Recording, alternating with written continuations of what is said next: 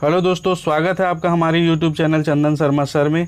आज हम लोग जो छत्तीसगढ़ के इतिहास का टेस्ट सीरीज चल रहा था उसी का ये टेस्ट 2 है, जिसमें मैं तो टॉप 35 क्वेश्चन लेके आया हूं जो अधिकतर पूछे गए हैं। इसके अलावा मैंने इसमें अपने क्वेश्चन भी ऐड किए हैं जो आपके आने वाले एग्ज़ाम के लिए इम्पॉर्टेंट हो सकता है।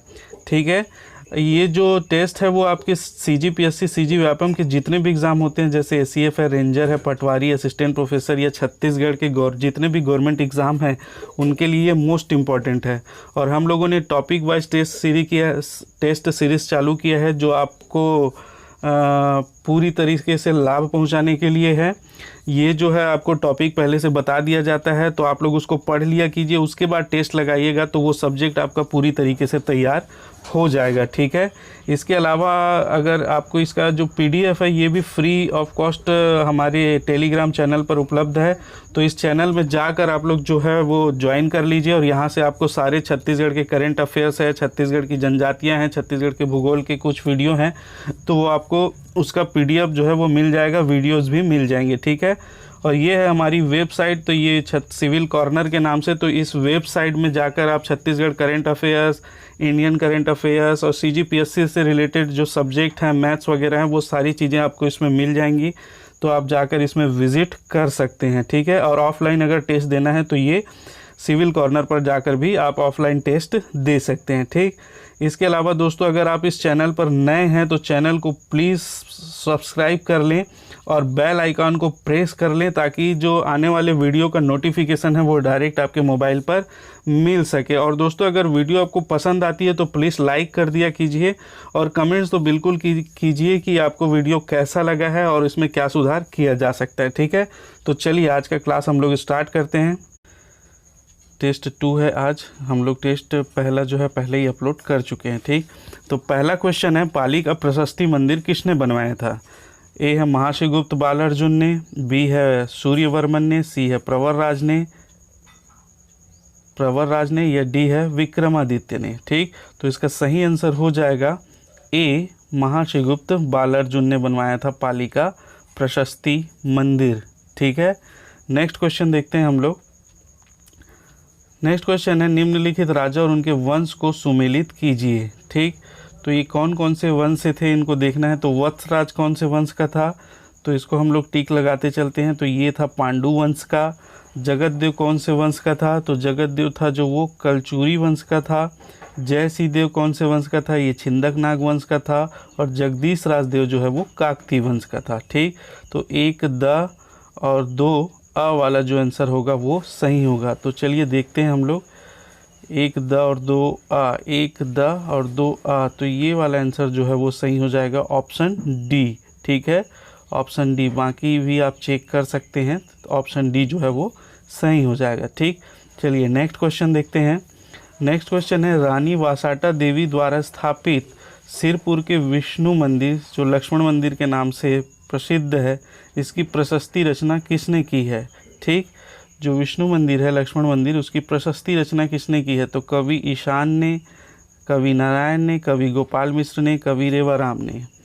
तो इसकी सही आंसर इसका हो जाएगा कवि ईशान ने। ठीक, कवि ईशान ने जो है इसकी प्रशस्ति रचना की है, सिरपुर का जो विष्णु मंदिर है लक्ष्मण मंदिर है उसका। ठीक, तो इसको आप लोग ध्यान में रखिएगा। नेक्स्ट क्वेश्चन है, निम्नलिखित में से किस शासक ने कोसल मंडलाधिपति की उपाधि धारण की थी?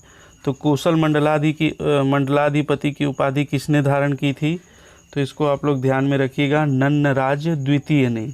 नन्नराज द्वितीय ने जो है वो कोसल मंडलाधिपति की उपाधि धारण की थी। ठीक, नेक्स्ट क्वेश्चन देखते हैं, निम्नलिखित में से किस शासक का दूसरा नाम धर्मरथ था?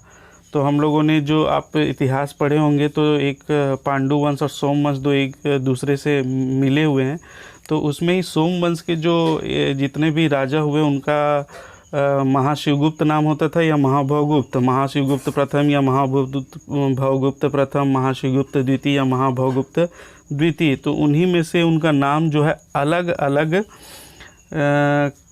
रखा गया था। तो उसी में जो है धर्मरथ किसका नाम था? तो धर्मरथ जो है किसका नाम था? ऑप्शन ए है महाभवगुप्त प्रथम, ऑप्शन बी है महाशिवगुप्त प्रथम, ऑप्शन सी है महाभवगुप्त द्वितीय और ऑप्शन डी है महाशिवगुप्त द्वितीय। तो ये धर्मरथ जो नाम था वो था ऑप्शन डी, महाशिवगुप्त द्वितीय का जो नाम था वो था धर्मरथ।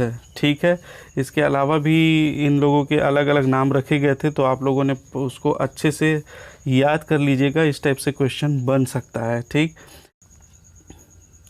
निम्न शासकों को उनके शासनकाल के बढ़ते हुए क्रम में व्यवस्थित करें। ठीक, तो ये है धर्मकंदर्प, फर्स्ट, सेकंड ययाति, तीसरा ये भीमराज है, सॉरी ये भीमरथ होगा, भीमराज नहीं है, और ये धर्मरथ है। ठीक, तो कौन कौन जो है वो फर्स्ट आया था, तो धर्मकंदर्प किसका नाम है, महाभवगुप्त प्रथम, तो ये प्रथम आएगा। ठीक है, महाभवगुप्त प्रथम, तो ये फर्स्ट नंबर हो जाएगा। सेकंड आएगा ययाति, ययाति किसका नाम है, तो महाशिवगुप्त प्रथम, तो ये सेकंड हो जाएगा। उसके बाद भीमरथ तीसरा, उसके बाद धर्मरथ चौथा। ठीक है, इसको आप लोग क्रम से कर लीजिएगा, महाभवगुप्त प्रथम, महाशिवगुप्त प्रथम, महाभवगुप्त द्वितीय और महाशिवगुप्त तृतीय द्वितीय, इन सभी का नाम है। तो पहला, दूसरा, तीसरा, चौथा वाला ऑप्शन हमारा क्या होगा, सही होगा, यही इसका सही क्रम होगा। तो कौन सा आंसर हो जाएगा, ऑप्शन डी जो है इसका सही आंसर हो जाएगा 1, 2, 3 और 4 में। ठीक है, नेक्स्ट देखते हैं अमोदा ताम्रपत्र जो है वो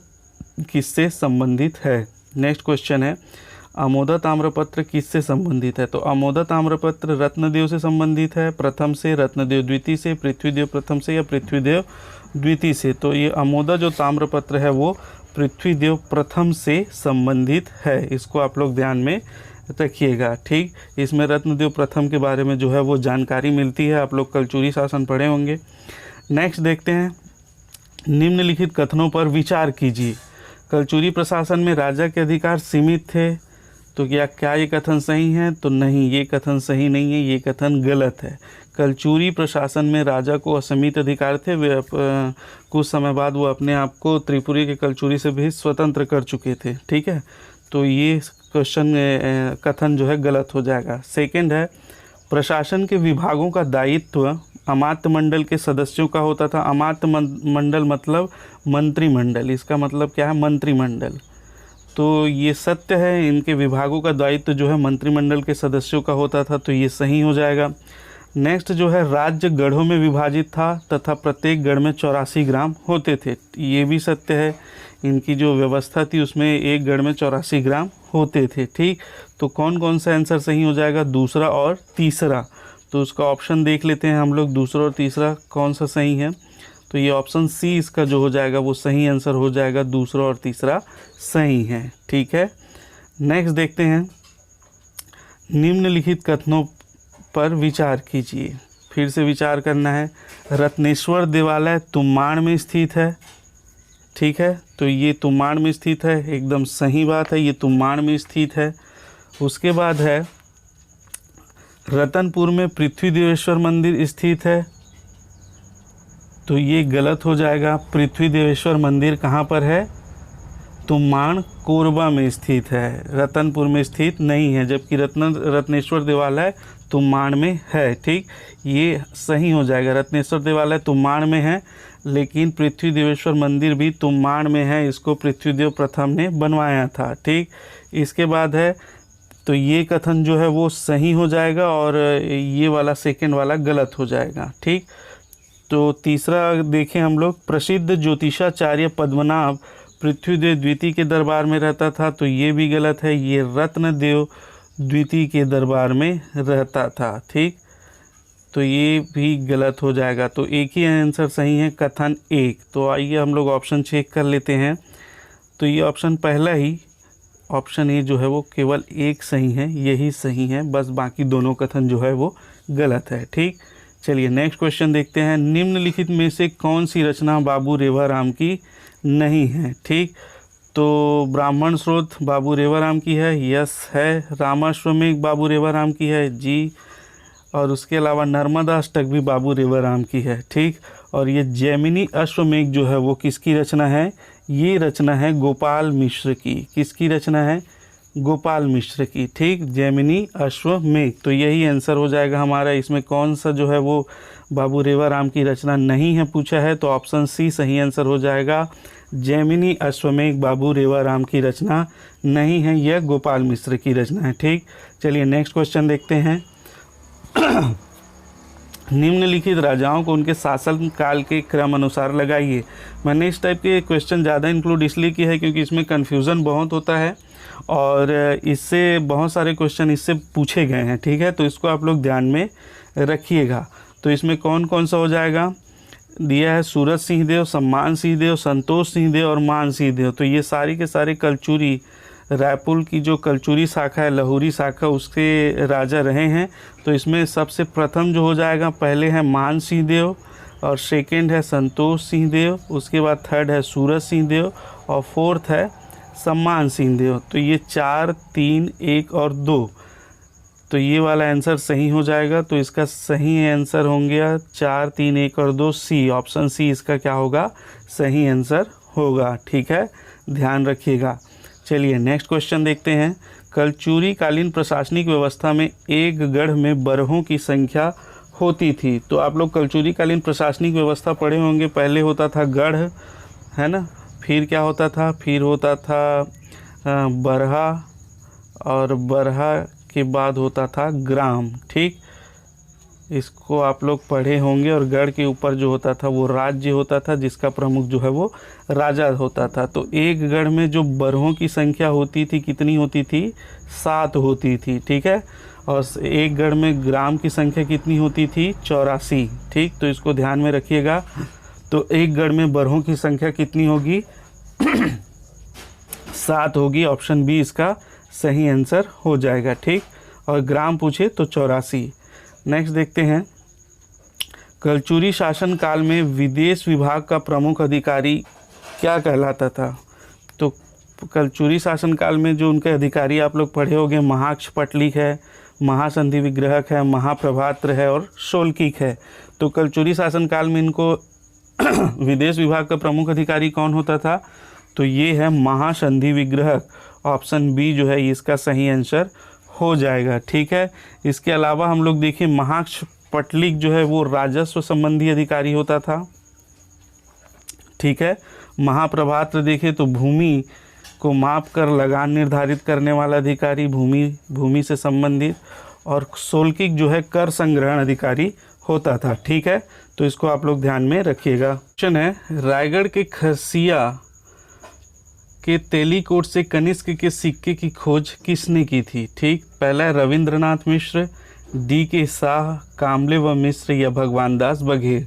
तो इसकी रायगढ़ के खरसिया से जो कनिष्क के सिक्के मिले थे उसकी खोज की थी डी के शाह। ऑप्शन बी इसका सही आंसर हो जाएगा। ठीक है, चलिए नेक्स्ट देखते हैं। बिलासपुर के ताला गांव की काल पुरुष की प्रतिमा का निर्माण किस राजवंश द्वारा किया गया था। ठीक, तो ऑप्शन ए है सरबपुरी वंश, बी है नल वंश, सी है सोमवंश या कलचुरी वंश। तो इसका सही आंसर हो जाएगा डी, कलचुरी वंश द्वारा किया गया था कालपुरुष की प्रतिमा का निर्माण। ठीक, नेक्स्ट क्वेश्चन है, रतनपुर का कौन सा एक प्राचीन नाम सही नहीं है। तो रतनपुर में प्राचीन में कौन कौन से नाम थे, मणिपुर हाँ था, रत्नावलीपुरी ये भी था, रत्नपुर ये भी था, अम्बापुरी तो ये नहीं था। ठीक है, तो ऑप्शन डी जो इसका सही आंसर हो जाएगा। रतनपुर का जो प्राचीन नाम है वो अम्बापुरी नहीं था। ठीक है, नेक्स्ट क्वेश्चन देखते हैं। बिलाईगढ़ ताम्रपत्र निम्नलिखित में से किस राजवंश से संबंधित है। ठीक, तो बिलाईगढ़ ताम्रपत्र किस राजवंश से संबंधित है, तो ये सही आंसर हो जाएगा सोमवंश से, नल वंश से, पांडु वंश से या कलचुरी वंश से। तो इसका सही आंसर है कलचुरी वंश से। बिलाईगढ़ ताम्रपत्र जो है वो कलचुरी वंश से संबंधित है। ठीक, नेक्स्ट देखते हैं। दक्षिण कौशल के कलचुरियों के समकालीन बस्तर का कौन सा राजवंश था। तो कलचुरियों के समकालीन कौन सा राजवंश था, तो ऑप्शन ए है सोमवंश, ऑप्शन बी है छिंदक नागवंश और ऑप्शन सी है बाणवंश, ऑप्शन डी है पांडुवंश। तो सोमवंश तो पहले आ गया था तो वो हो नहीं सकता, बाणवंश भी पहले आ गया था वो भी नहीं हो सकता, और पांडुवंश भी कलचुरी वंश से पहले का था तो ये भी नहीं हो सकता। तो इसका सही आंसर हो जाएगा ऑप्शन बी, छिंदक नाग वंश, जो कलचुरियों के समकालीन शासन कर रहा था। ठीक है, नेक्स्ट क्वेश्चन देखते हैं। प्रसिद्ध लक्ष्मणेश्वर मंदिर कौन से जिले में स्थित है। ठीक, तो लक्ष्मणेश्वर मंदिर कौन से ज़िले में स्थित है? तो ये जांजगीर चांपा खरौद में बना है लक्ष्मणेश्वर मंदिर, और बनवाया किसने था इसको? ईशान ने। ठीक है, तो ये कहाँ पर स्थित है? ये स्थित है जांजगीर चांपा में, इसको आप लोग ध्यान में रखिएगा। ठीक, नेक्स्ट क्वेश्चन देखते हैं।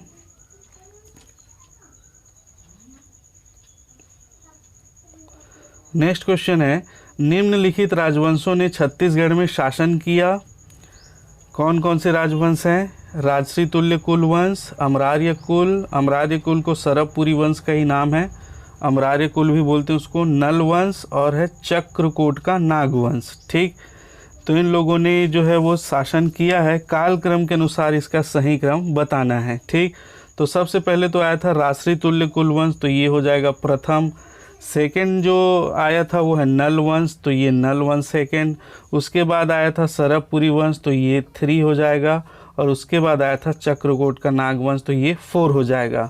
तो अ स ब और उसके बाद द, अ स ब और उसके बाद द, तो ये ऑप्शन बी जो है हमारा सही आंसर हो जाएगा। ठीक है, पहले राजश्री तुल्य कुल वंश, फिर नल वंश, फिर अमरार्य कुल, उसके बाद जो है चक्रकोट का नागवंश जो है वो शासन किए थे। ठीक, चलिए नेक्स्ट क्वेश्चन देखते हैं। बस्तर के कोरापुट के नागवंशी राज्य का अंत किसने किया था? तो बस्तर के कोरापुट के जो नागवंशी जो राज कर रहे थे, छिंदक नागवंश, तो उसका जो है अंत किसने किया था? ए काकतियों ने, बी कलचुरियों ने, सी नागवंशियों ने, या डी जो है गंगवंशियों ने। ठीक, तो कलचुरियों ने तो नहीं किया था, नागवंशियों ने, तो नागवंशी तो खुद उसी का अंत का पूछ रहे, तो ये ऑप्शन ही गलत हो जाएगा। गंगवंशियों ने भी नहीं, तो इसका सही ऑप्शन हो जाएगा काकतियों ने। इसका जो अंत किया था नागवंशी शासन का, किसने किया था? काकतियों ने। ठीक, नेक्स्ट अपन देखें क्वेश्चन, निम्नलिखित में से कौन सा स्थान कलचुरियों की राजधानी नहीं रहा है? तो कलचुरी शासन में कौन कौन सी राजधानी थी? त्रिपुरी थी, हाँ, तोमाड़ थी, हाँ, रतनपुर भी थी, लेकिन जाजल्यपुर नहीं थी। तो इसका सही आंसर हो जाएगा जाजल्यपुर, ये जो है वो कलचुरियों की राजधानी नहीं रहा है। ठीक, नेक्स्ट क्वेश्चन देखते हैं।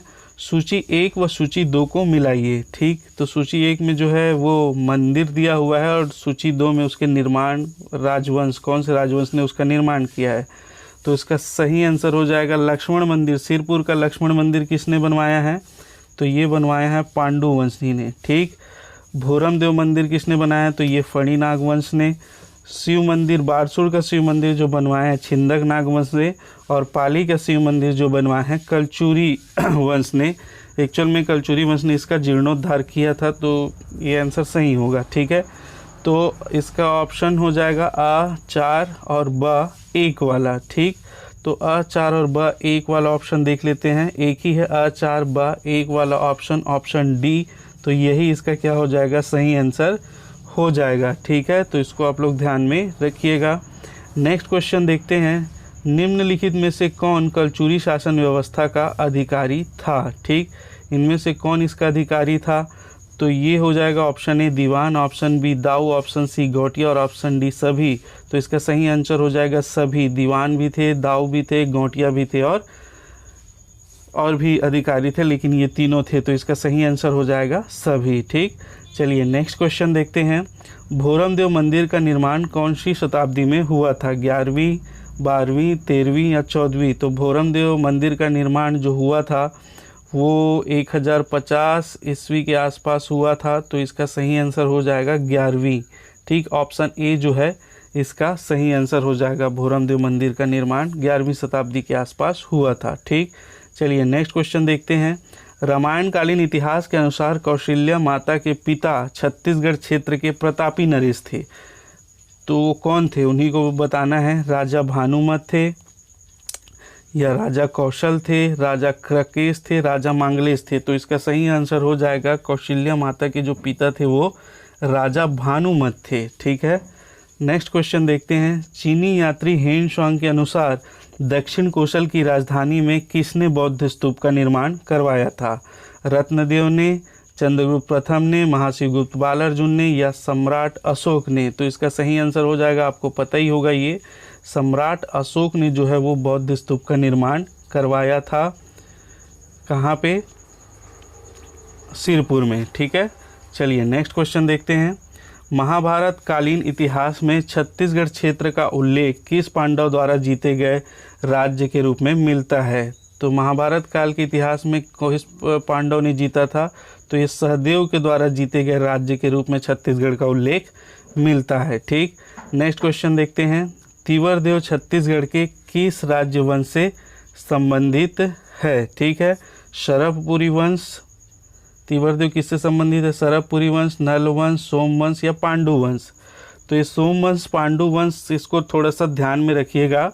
ये तिवरदेव जो है वो पांडु वंश से संबंधित है। ठीक है, इसको थोड़ा सा ध्यान में रखिएगा। दोनों एक ही वंश थे, अलग अलग क्षेत्र में निवास करने के कारण इनका नाम अलग अलग रखा गया था, तो इसको ध्यान में रखिएगा। तिवरदेव जो है वो पांडु वंश के शासक थे। ठीक, नेक्स्ट है दुर्ग जिले के बानबरद नामक स्थान से किस राजवंश के मुद्राओं की प्राप्ति हुई है?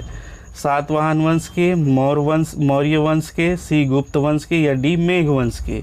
तो इसका सही आंसर हो जाएगा गुप्त वंश के। ठीक, गुप्त वंश के मुद्रा का जो है वो प्राप्ति हुई है दुर्ग जिले के बानबरद नामक स्थान से। ठीक, नेक्स्ट क्वेश्चन देखते हैं। सातवाहन वंश के उपरांत छत्तीसगढ़ पर किस वंश ने शासन किया था? सोमवंश ने, ये नहीं हो सकता। नागवंश, ये भी नहीं हो सकता। मेघवंश या नल वंश? तो नल वंश तो राशि तुल्य कुल वंश के बाद आया था, तो इसका सही आंसर हो जाएगा मेघवंश। ठीक, मेघवंश इसका सही आंसर हो जाएगा। नेक्स्ट है कांकेर के सोमवंश के संस्थापक कौन थे? तो इसका सही आंसर हो जाएगा वादराज, सिंहराज, सोमदेव या नरहरदेव? ये होगा बी, सिंहराज जो है वो इसके संस्थापक थे कांकेर के सोमवंश के। ठीक, नेक्स्ट क्वेश्चन देखते हैं।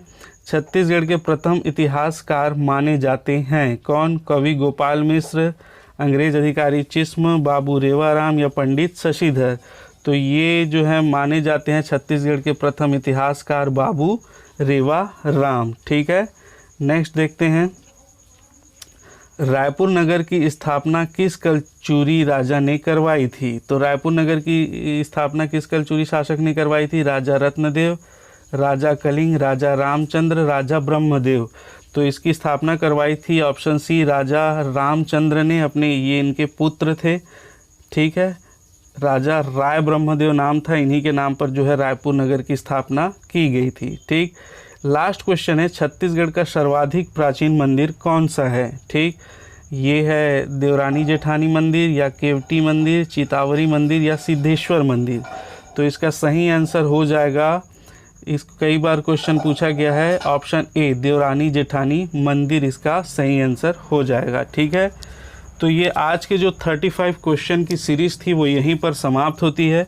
अगर आपको वीडियो पसंद आया हो तो प्लीज़ इसे वीडियो को लाइक कर दें, शेयर कर दें, और क्वेश्चन के संबंध में कोई भी क्यूरी हो तो आप हमारे से पूछ सकते हैं। कमेंट में आप पूछिएगा, मैं उसका जवाब बिल्कुल दूंगा। ठीक है।